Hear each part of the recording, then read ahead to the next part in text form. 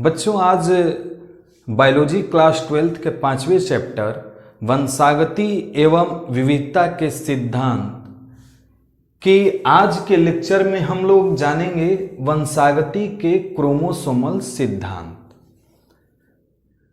ये वंशागति एवं विविधता के सिद्धांत का चौथा लेक्चर है और चौथे लेक्चर का ये एक बहुत ही इम्पोर्टेंट टॉपिक है, वंशागति के क्रोमोसोमल सिद्धांत। बच्चों, जब मेंडल ने अपना वर्क किए थे उस समय माइक्रोस्कोपिक व्यू नहीं था। वहाँ पर उस समय तक जो डिवीजन है, चाहे माइटोसिस डिवीजन हो, मियोसिस डिवीजन हो, उन सभी पॉइंट को पूर्णतः जानकारी नहीं थी।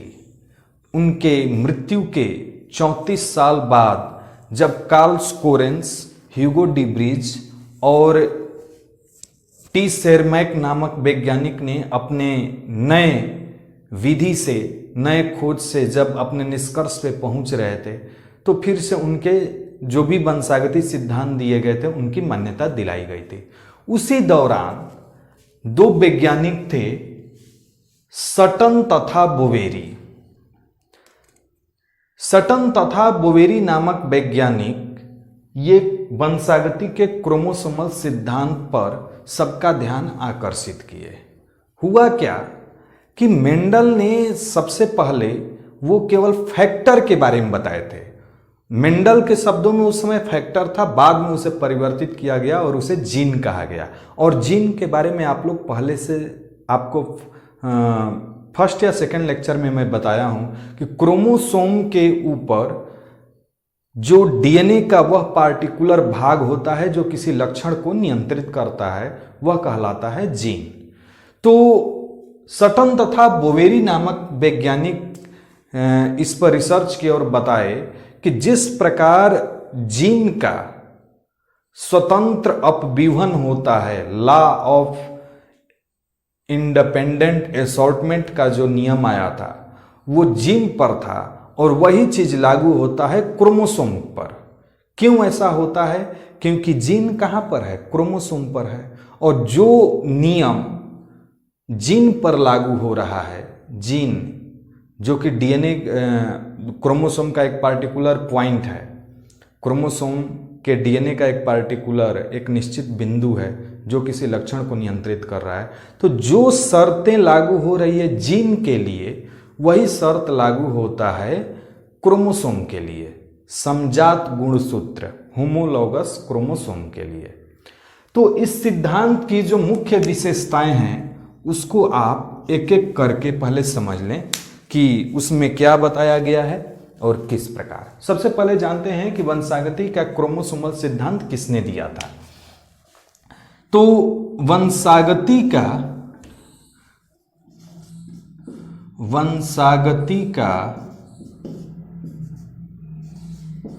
क्रोमोसोमल सिद्धांत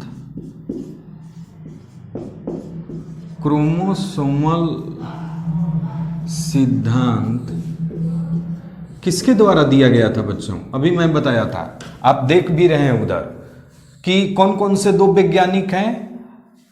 सटन, वाल्टर सटन तथा थियोडर बोवेरी। वाल्टर सटन तथा थियोडर बोवेरी।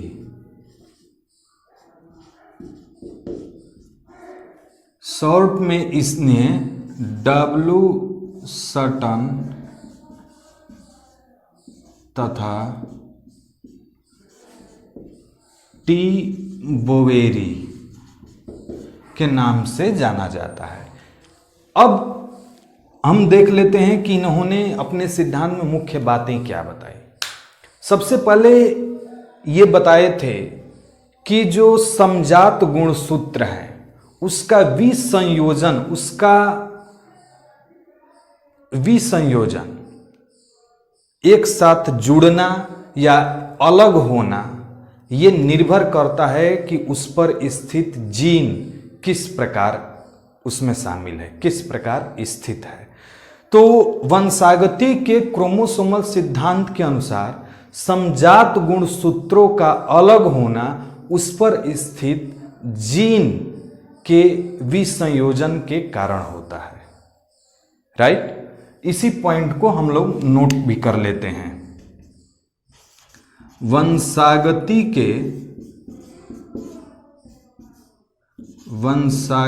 के क्रोमोसोमल सिद्धांत के अनुसार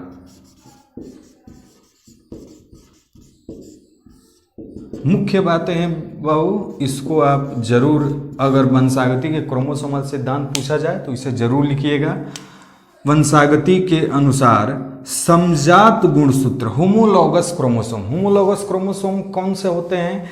जो समान जीन को रखते हैं। जैसे दो गुणसूत्र हो, दोनों गुणसूत्र पर, इस पर आई के लिए है, आई मतलब नेत्र के लिए जीन, और दूसरे गुणसूत्र पर भी नेत्र के लिए जीन है, तो वो कैसे हो गए? समजात गुणसूत्र हो गए। तो समजात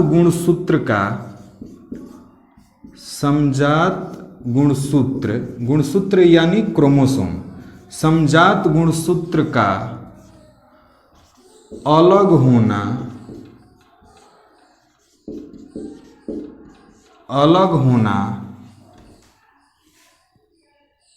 उस पर स्थित किस पर? क्रोमोसोम पर, गुणसूत्र पर, उस पर स्थित जीन यानी जीन के विसंयोजन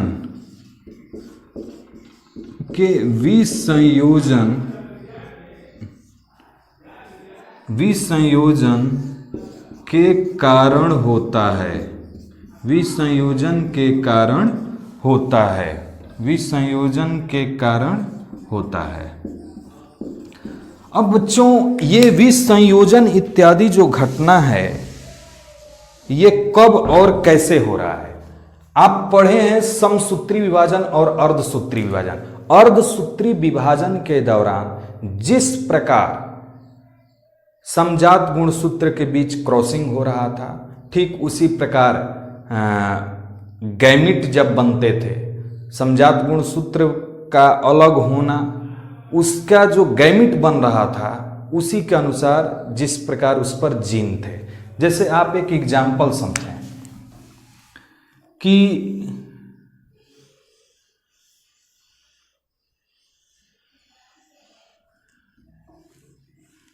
ये गुणसूत्र है,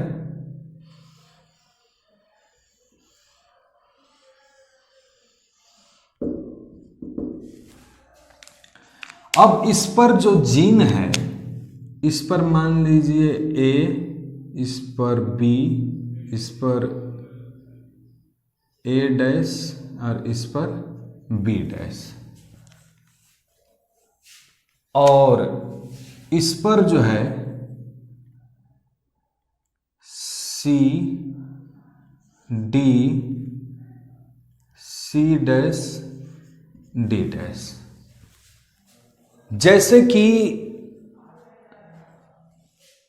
कि दो क्रोमोसोम ये हैं और एक मेल का और दूसरा फीमेल का। मेंडल ने क्या किए थे? जैसा कि ये जीन यहां पर है, इसके जगह पे वो लिए थे कैपिटल टी, स्मॉल टी। अब क्या होगा कि इस गुणसूत्र का कॉम्बिनेशन, जैसे जीन का कॉम्बिनेशन उन्होंने बनाया था, इस गुणसूत्र का कॉम्बिनेशन बनता है। अगर इसका कॉम्बिनेशन बना तो किस प्रकार बनेगा वो? इसका, हम इसका लिए हुए हैं तो देखें, इस पर बनेगा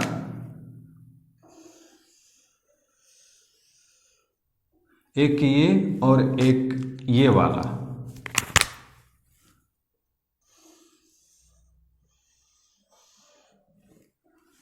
जैसे इसमें हो गया ए बी और इसमें क्या होगा सी और डी। ठीक उसी प्रकार से है जैसे कि मेंडल ने अपने जीन के संयोजन और विसंयोजन का जो अपना सिद्धांत दिए थे, लॉ ऑफ इंडिपेंडेंट असॉर्टमेंट, ठीक उसी प्रकार से ये भी उसी प्रकार से लागू हो रहा है। तो जो चीजें जीन के साथ है उसी प्रकार से क्रोमोसोम के साथ है और उसी को कहा गया क्रोमोसोमल सिद्धांत। इसी प्रकार से आप इसका कॉम्बिनेशन करा सकते हैं, ये वाला पॉइंट अगर इसका कराया जाए तो बच्चों क्या होगा, देखिए ये होगा और एक हो जाएगा, तो इसमें कौन कौन से जीन उपस्थित हैं, ये है ए बी और ये है C dash D dash, C dash D dash. यही नहीं, यही स्थिति इसके साथ भी लागू होगा और इसके साथ भी लागू होगा। तो यहां पर क्या बनेगा, यहां पर भी आप देख सकते हैं, यहां पे अब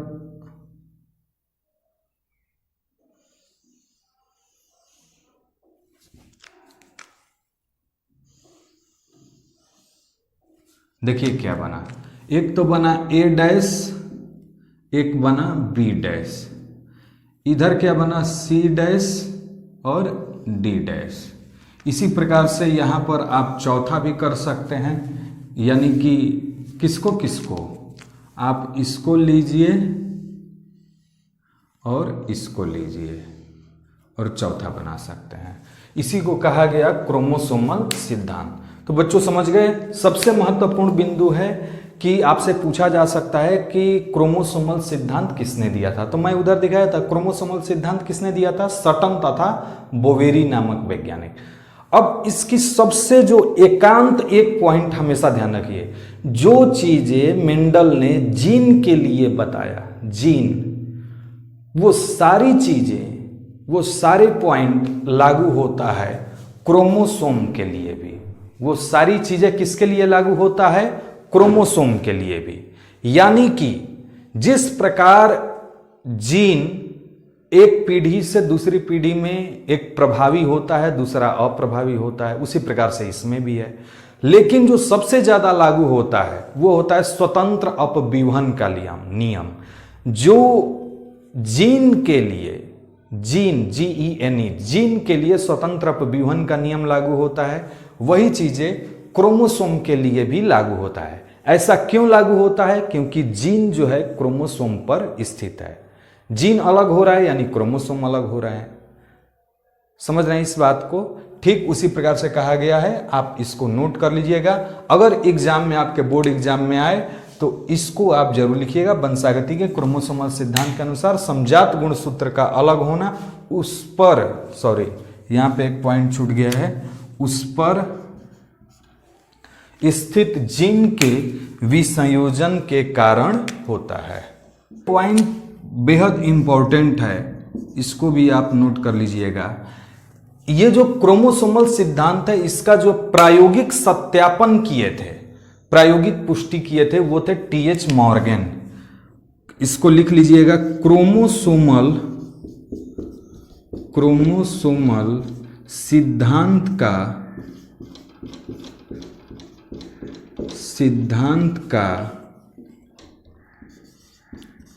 प्रायोगिक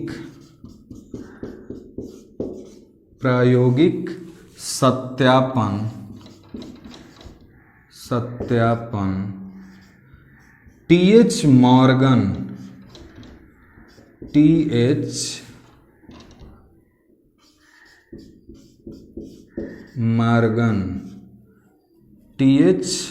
मॉर्गन नामक वैज्ञानिक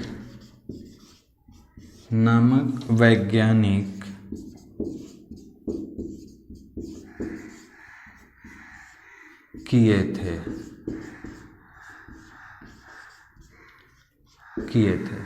और इन्होंने जो अपना प्रयोग किया था वो किए थे ड्रोसोफिला मेलैनोगैस्टर, जिसको हम फ्रूट फ्लाई भी कहते हैं। इसको भी नोट कर लीजिए, ये भी आपका ऑब्जेक्टिव प्रश्न है। इन्होंने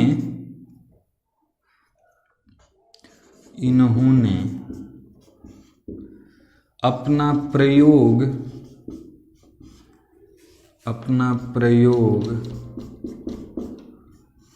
ड्रोसोफिला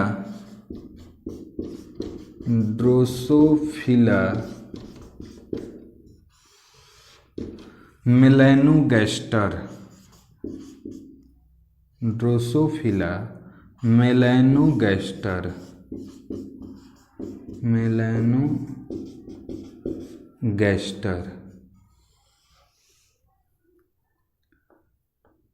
या ब्रैकेट में लिख लीजिएगा फ्रूट फ्लाई, जिसको हम कहते हैं फ्रूट फ्लाई, फल मक्खी पर किए थे।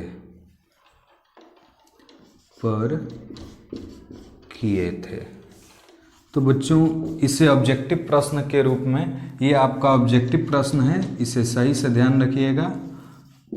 क्रोमोसोमल सिद्धांत का खोज किसने किया था, इसका प्रायोगिक सत्यापन किसने किया था और किस पर किया था। आपका 3 तो ऑब्जेक्टिव आप यहां से बना लीजिएगा। बच्चों अब हम लोग देख लेते हैं एक बहुत ही इंपॉर्टेंट टॉपिक है, मेंडल के नियम के अपवाद, एक्सेप्शन कौन कौन से नियम आए थे। ऐसे कई अभी नियम हम लोग आगे भी देखेंगे। अभी पहला देख रहे हैं अपूर्ण प्रभावितता, इनकम्प्लीट डोमिनेंस। इसके अतिरिक्त भी है सह प्रभावितता, बहुविकल्पिता, लेकिन एक एक करके हम लोग देखेंगे। अपूर्ण प्रभावितता, मेंडल जो दिए थे पूर्ण प्रभावितता दिए थे। जैसे आपको याद होगा कि लंबे पौधे और बौने, मटर के लंबे पौधे और बौने पौधे का जब क्रॉस कराया गया था तो F1 पीढ़ी में सारे के सारे पौधे कैसे थे, लंबे थे, राइट। तो लंबापन का जो गुण है बौनेपन पर पूर्णतः प्रभावित है, इसलिए उसे कहा गया प्रभावितता का नियम, यानी कि वो पूर्ण प्रभावितता का नियम है। लेकिन जो अपवाद आया वो अपूर्ण प्रभावितता का नियम कहा गया, जिसको किसने दिया था, अपूर्ण प्रभावितता का जो नियम है कार्ल कोरेंस के द्वारा दिया गया था। कार्ल कोरेंस नामक वैज्ञानिक दिए थे और इन्होंने जो अपना प्रयोग किए थे वो किस पर किए थे, मिराबिलिस जलापा। जैसा कि आप लोग देख भी रहे हैं, मिराबिलिस जलापा को 4 o'clock प्लांट भी कहा जाता है, स्नैप ड्रैगन भी कहा जाता है। कार्ल कोरेंस ने अपना प्रयोग किस पर किया, मिराबिलिस जलापा पर, जिसे 4 o'clock प्लांट भी कहते हैं। अब अपूर्ण प्रभावितता के नियम क्या कहता है कि पौधे के वैकल्पिक लक्षणों में से, वैकल्पिक लक्षण जैसे लंबा और बौना है, तो हालांकि मेंडल का नियम कहीं पर गलत नहीं है, ये अपवाद है। कुछ पौधों में ये देखा गया, जैसे कलर का रंग। इन्होंने अपना प्रयोग किस पर किया था, मिराबिलिस जलापा पे। इन्होंने क्या किया कि मिराबिलिस जलापा के 2 प्रकार के पुष्प थे, लाल पुष्प यानी रेड और व्हाइट पुष्प यानी उजला। जब लाल पुष्प और उजले पुष्प के बीच क्रॉस कराए तो मेंडल के नियम के अनुसार F1 पीढ़ी में या तो लाल दिखाई देना चाहिए था यदि लाल प्रभावी है तो, या तो व्हाइट दिखाई देना चाहिए था यदि व्हाइट प्रभावी है तो। लेकिन इन दोनों में से कोई भी कलर नहीं दिखाई दिया, एक अलग कलर बना गुलाबी। वहां पर यह माना गया कि लाल और व्हाइट मिक्स होकर, रेड और व्हाइट यानी लाल और उजला आपस में मिक्स होकर एक नया कलर बना पिंक, गुलाबी। तो लाल पूर्णतः प्रभावी नहीं है किसके ऊपर, उजले के ऊपर, और उजला भी प्रभावी नहीं है, इसलिए नया एक कैरेक्टर बन गया पिंक कलर का। वही चीज यहां पर बना कि पौधे के वैकल्पिक लक्षणों में से कोई भी लक्षण एक दूसरे के ऊपर पूर्णतः प्रभावित नहीं होता है। पूर्णतः प्रभावित नहीं यानी कि अपूर्ण प्रभावित होता है। अब इन्होंने क्या कहा, जैसे आप ये पॉइंट नोट कर सकते हैं, नोट्स भी, क्योंकि आप लोग नोट्स भी बना रहे हैं इसलिए ये जरूर लिख लीजिएगा। ये उदाहरण के अंतर्गत कार्ल कोरेंस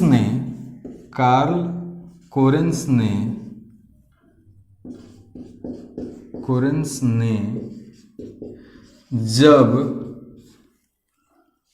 लाल फूल वाले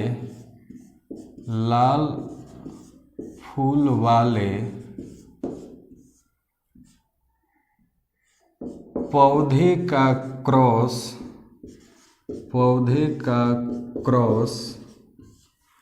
उजले फूल वाले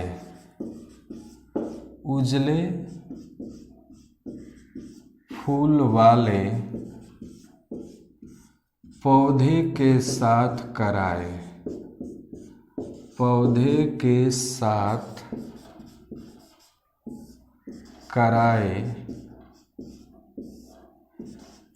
तो F1 पीढ़ी में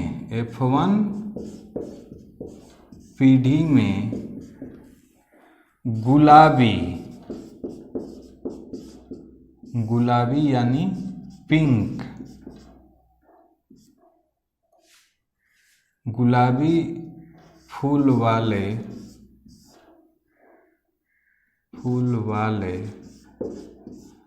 पौधे उत्पन्न हुए।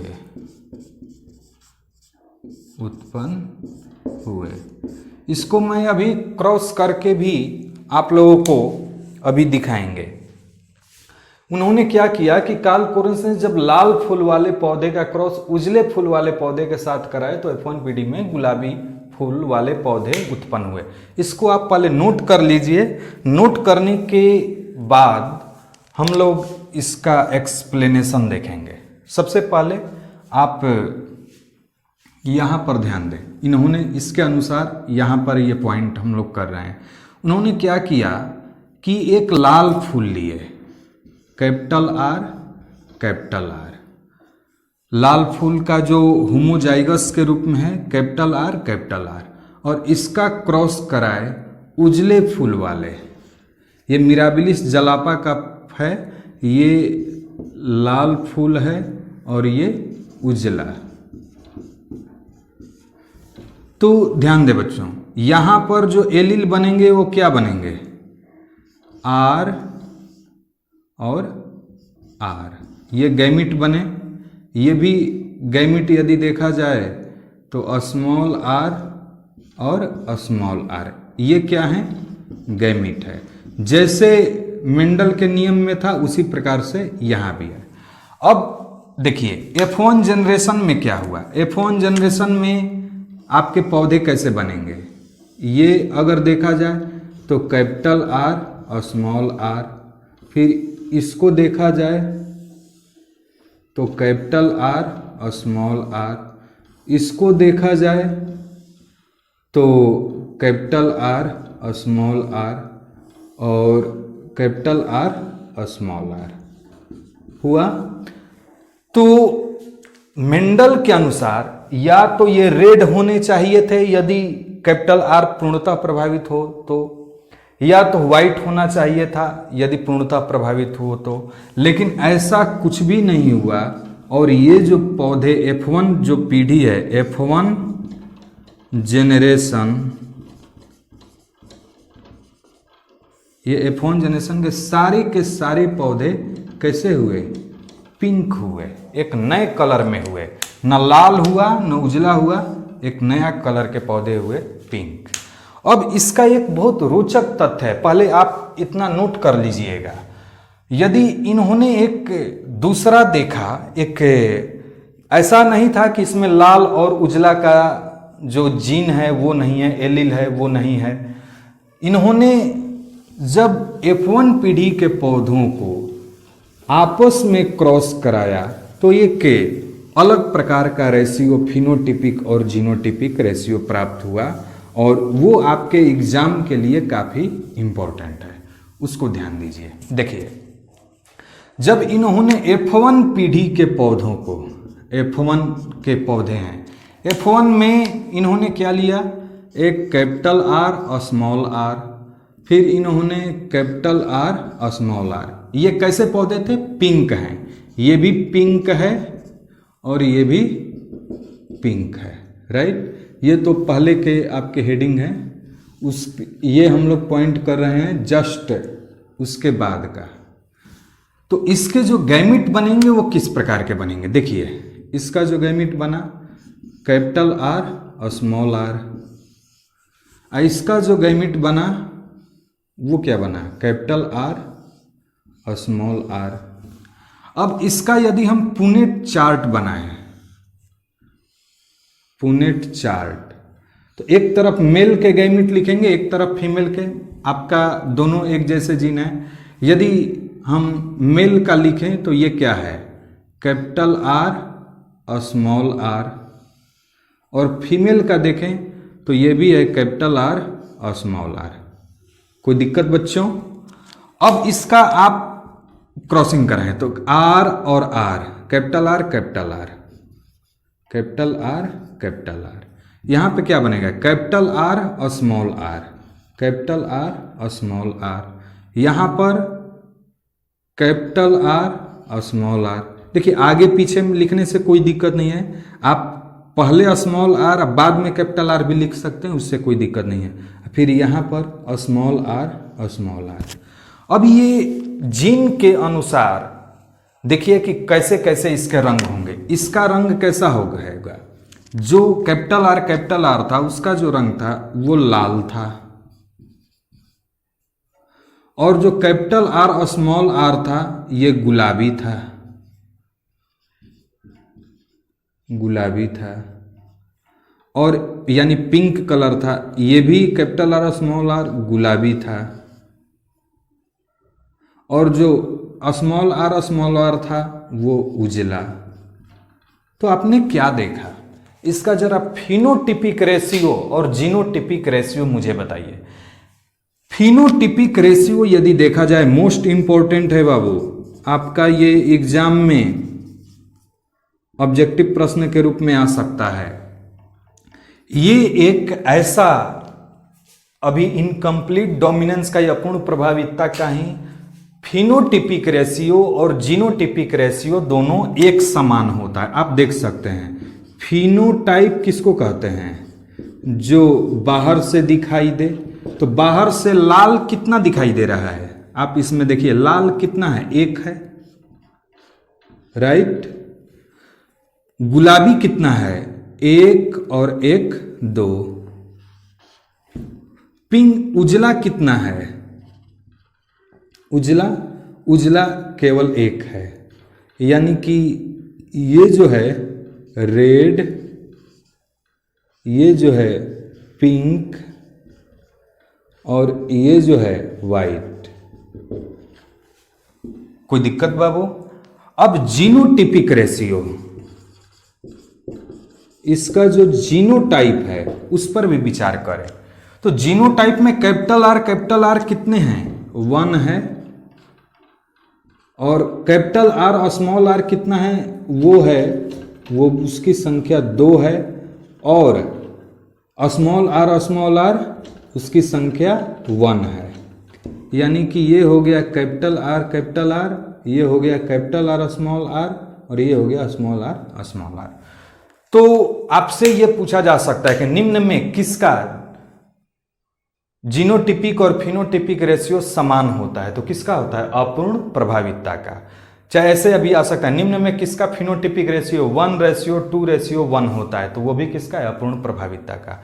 बच्चों मोस्ट इंपॉर्टेंट है, इसको आप एकदम कई बार एग्जाम में पूछा गया है कि जीनोटिपिक रेशियो फिनोटिपिक रेशियो किसका समान होता है। इसे आप लोग अच्छे से नोट कर लीजिए। बच्चों अब हम लोग मेंडल की जो नियम है उसके अपवाद में ये दूसरा देख लेते हैं, सहप्रभाविता।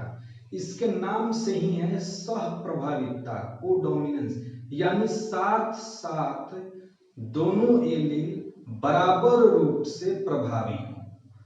कोई इसमें छोटा बड़ा नहीं है, कोई प्रभावी अप्रभावी नहीं है, दोनों का महत्व समान है, दोनों समान रूप से संतान में दिखाई दे तो उसे कहते हैं सहप्रभाविता। जब जीव में दोनों विपरीत लक्षण के एलील समान रूप से प्रभावी हो तो उसे सहप्रभाविता कहते हैं। और ये हम लोगों के ब्लड ग्रुप में भी पाया जाता है। जैसे आप यहाँ पे उदाहरण देख रहे हैं, मनुष्य में AB रक्त समूह। आप लोगों को बता दें कि आप लोगों के ऑब्जेक्टिव प्रश्न के रूप में ये आपके बोर्ड एग्जाम में पूछा गया है।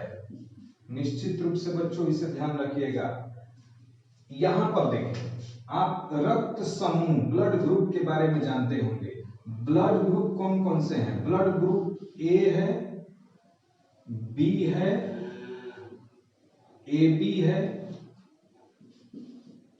AB है और O है। थोड़ा सा यहां पर आप ये पॉइंट केयर करें।